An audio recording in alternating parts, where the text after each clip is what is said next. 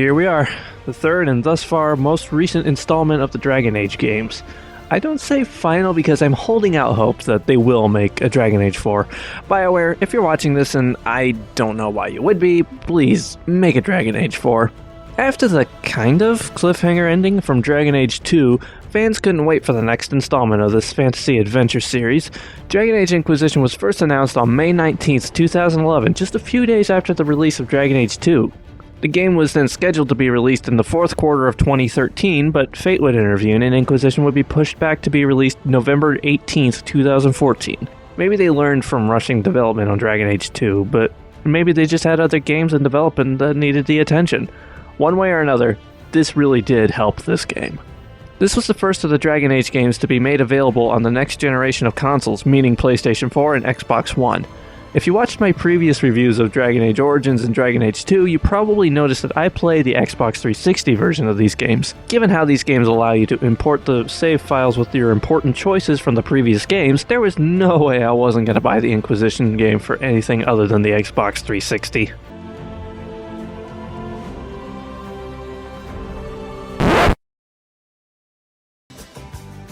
I've made a huge mistake. This game was obviously made for the next generation consoles because the graphics were literally too advanced and intensive for the 360's hardware. I mean, just take a look at this footage. You can't be serious! This is worse than the previous two games' graphics. I cannot believe it! They released this garbage quality graphic-filled game at full price! This isn't just my recording software that's causing the tearing at the top of the screen. That's literally how the game played. Look at that sign! What's that supposed to say? What's this girl supposed to be wearing? What happened to your face?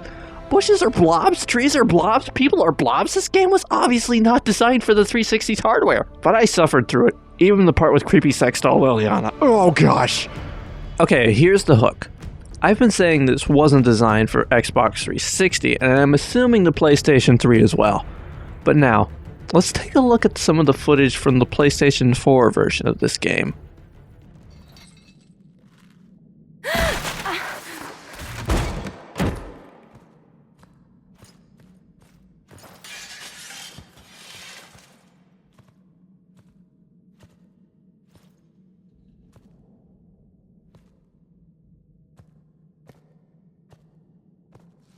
Tell me why we shouldn't kill you now.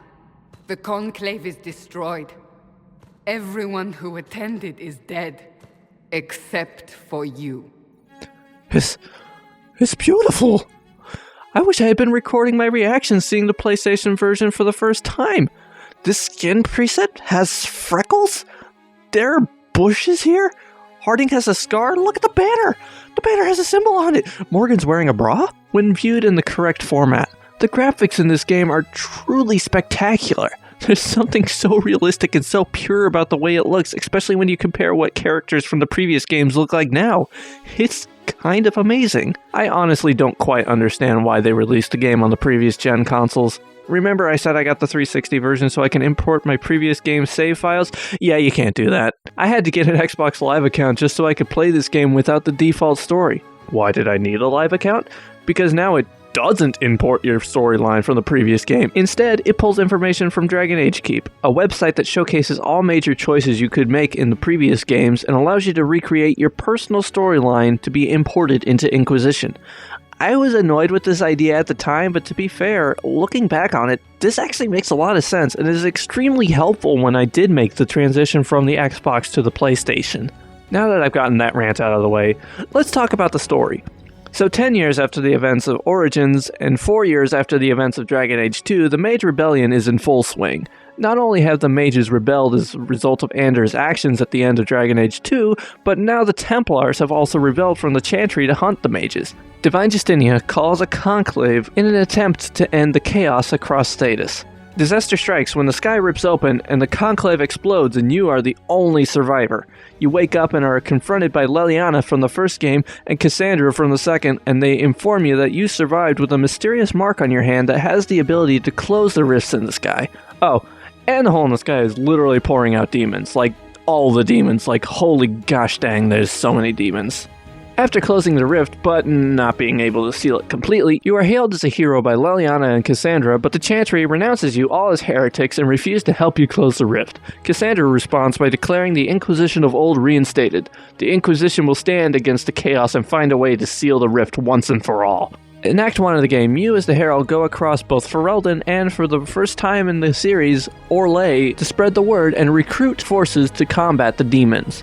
Right off the bat, you're given two familiar faces. Cassandra Pentagast is now a playable companion character, and fan favorite Varric Tethras is back as well.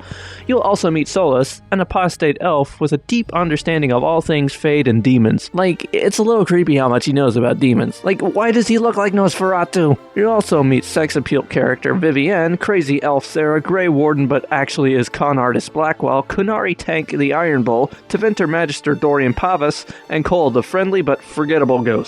And although she's not a companion character, this game introduces my new all-time favorite character into the series with Scout Lace Harding. Not only is she super cute, but her character is extremely well written, and unlike a lot of those other romance options, if you flirt with her, she'll flirt right back. It's done in such a way that it's super endearing, and I love it. BioWare, if you're watching this, and I don't know why you would be, more of this, please. Once again, it'll be time for you to choose a side between mages and Templars, because one of those two sides will be able to help you close the rift for good. Once that happens, the true evil behind the rift reveals himself. Corypheus, an ancient magister turned darkspawn creature, wants to tear open the veil to enter the Fade and become all-powerful or something like that. So then Hawk comes back because she faced Corypheus in one of the Dragon Age 2 DLCs, and she has news that the Grey Wardens have disappeared, and it's up to your team to find them and free them from Corypheus' demons. In your rescue attempt, you accidentally throw yourself and your friends physically into the Fade, which is what Corypheus wants for some reason. I honestly don't understand his logic. What does he want with this place again? It seems like a nightmare land. And there's a huge choice that you'll need to make at this part. In the end, you're going to need to leave someone behind you to most likely die, and it's between Hawk or the Grey Warden friend. Who this Warden character is depends on how you've played the previous games. It could be Stroud like it was in my playthrough. It could even be Loghain, but the choice becomes even harder when you're having to choose between leaving Hawk into the Fade or leaving Alistair behind. That's literally asking you to choose between two of the greatest characters in the series. I'm kind of glad I didn't have to make that decision the first time I played, because honestly, who cares about Stroud?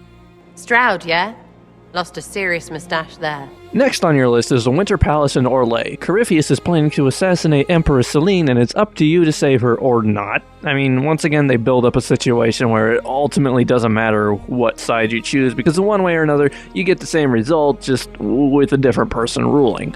It's here, though, that we are reunited with another familiar face. Morrigan returns, and she's actually looking a lot better than she did the first game. Like, dang, these graphics are good. Pretty soon, though, it's going to be on to your final showdown with the would-be god himself. You fight his dragon, and then you fight him, and that's about it. My beef with this boss fight isn't nearly as harsh as the boss fights in Dragon Age 2, but I do have one little beef here. The boss fight begins with you fighting Corypheus for a little bit, then switches you over to fighting the dragon, then back to fighting him.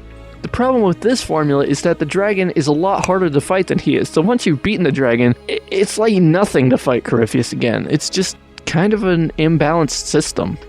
Overall, Dragon Age Inquisition reinvigorated the series again, going back to what worked well in Origins. They brought back the race choices, so now you can play as a human Inquisitor, an Elven Inquisitor, a Dwarven Inquisitor, and even a Qunari Inquisitor. As far as controls go, this game still has the same basic layout, only with the addition of the tactical camera mode that honestly you'll use once and forget about. They'll also give you a horse that's fun to ride around on and helps you reach hard to reach places, but eventually you'll also forget that exists. The worlds are vast and wide open, which, don't get me wrong, is absolutely fantastic and I love it, but I gotta be honest, I didn't like it the first time I played because they drop you into the hinterlands, one of the largest maps in the entire game, at the beginning, and it's a complete sensory overload, which you're so used to the maps in Dragon Age 1 and 2. On the 360, it was a love-hate relationship. On the PS4, it's mostly a love relationship. There's also an online mode, and this sentence is all I'm gonna say about it. Inquisition, while not completely glitch-free, is the most polished of the games, with fantastic visuals if you play it in the right versions, great new characters, and a better understanding of how fun it is to explore and interact with the world around you. It's a fun game that makes you fall in love with the series all over again, and that, my friends, is all the time I have for today. I'll be back in the future with more videos in the Mediaberger series soon, so be sure to subscribe for more. Thank you everybody so much for watching, and until then, keep on, keep it on, and stay classy.